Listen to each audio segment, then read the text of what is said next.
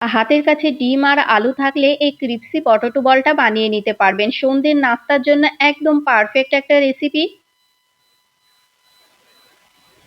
তো পটেটো বল বানানোর জন্য আমি এখানে সেদ্ধ আলু নিয়ে নিয়েছি ৩ টে। আলু ৩ টাকে এবার গ্রেটারের সাহায্যে খুব সুন্দর মতো গ্রেট করে নিতে হবে। আপনারা চাইলে হাত দিয়েও ম্যাশ করে নিতে পারেন। তবে এভাবে গ্রেটার দিয়ে গ্রেট করে নিলে কিন্তু আলুর দানা, দানা ভাব একদমই থাকে না। আর নিয়ে নিয়েছি ২ টো সেদ্ধ ডিম। ৩ টে মিডিয়াম সাইজের আলু নিয়েছিলাম আর সেদ্ধ ডিম নিয়ে নিয়েছি ২ টো। সেদ্ধ ডিমটাকেও খুব সুন্দর মতো আমি গ্রেট করে নেব।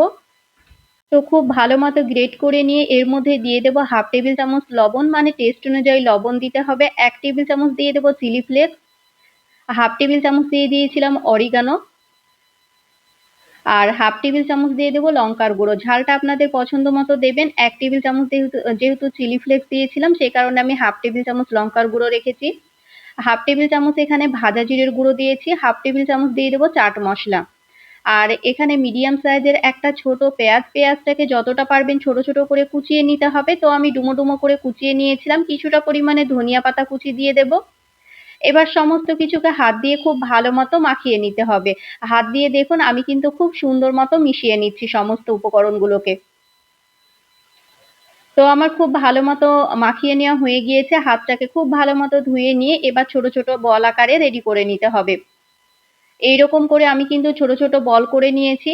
এর থেকে আপনারা চাইলে ছোটও করতে পারেন কিংবা এর থেকে বড়ও করতে পারেন। তবে এই সাইজটা আমার কাছে একদম পারফেক্ট মনে হয়েছে। তো আমি এক, এক করে সব বলগুলোই কিন্তু সেম ভাবে রেডি করে নিয়েছিলাম। একদম অল্প সময়ে আর অল্প উপকরণ দিয়ে কিন্তু আপনারা বানিয়ে নিতে পারবেন। দেখুন সবগুলো বল কিন্তু আমার রেডি হয়ে গিয়েছে। এবার এটাকে কোট করে নেওয়ার পালা। একটা পাত্রে একটা ডিম নিয়ে নিলাম। ডিমের মধ্যে অল্প একটু লবণ আর অল্প একটু দিয়ে দেব গোলমরিচ গুঁড়ো। ডিমটাকে লবণ আর গোলমরিচ দিয়ে খুব সুন্দর মতো ফেটিয়ে নিতে হবে। তো আমি খুব ভালো মতো ফেটিয়ে নিয়েছি। এখানে কিছুটা আমি নিয়ে নিয়েছি ব্রেড ক্রাম্বস। আমি পাউরুটি দিয়ে বাড়িতে ব্রেড ক্রাম্বসটা বানিয়ে নিয়েছি। ব্রেড ক্রাম্বসের মধ্যে দিয়ে দিলাম লঙ্কার গুঁড়ো আর লবণ। লঙ্কার গুঁড়ো আর লবণটাকে খুব সুন্দর মতো মিশিয়ে নিয়েছি। এবার কোটিং করে নেওয়ার পালা। ফার্স্টে আমি ডিমের গোলার মধ্যে দিলাম। এবার ব্রেড ক্রাম্বসে খুব সুন্দর মতো করে কিন্তু কোটিংটা করে নিতে হবে।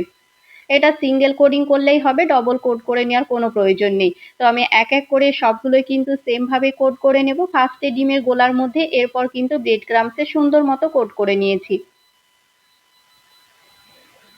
দেখুন এক, এক করে সবগুলোই কিন্তু আমি সেম ভাবে রেডি করে নিয়েছিলাম আর সবগুলো পটেটো বল কিন্তু আমার হয়ে গিয়েছে। এটাকে আমি ডিপ ফ্রিজে ৩০ মিনিটের জন্য রেখে দেব।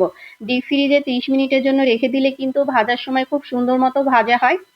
এবার ভেজে নেওয়ার পালা। একটা কড়াইয়ে পরিমাণ মতো সাদা তেল নিয়ে নিয়েছি। তেলটাকে কিন্তু খুব সুন্দর মতো গরম করে নিতে হবে।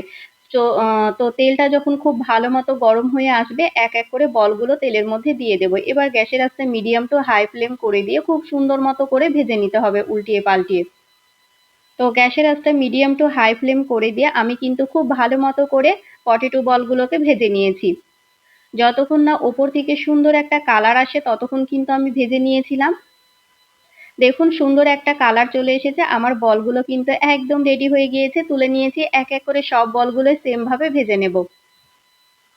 এই তো সব বলগুলোই কিন্তু আমার ভেজে নেওয়া হয়ে গিয়েছে। মেয়োনিজ কিংবা টমেটো সসের সঙ্গে আপনারা খেতে পারেন। খেতে খুবই ভালো হয়।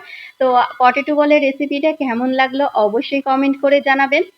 আর কার, কার এইরকম সন্ধ্যের নাস্তা খেতে ভালো লাগে সেটাও কিন্তু কমেন্ট করে জানাতে একদমই ভুলবেন না।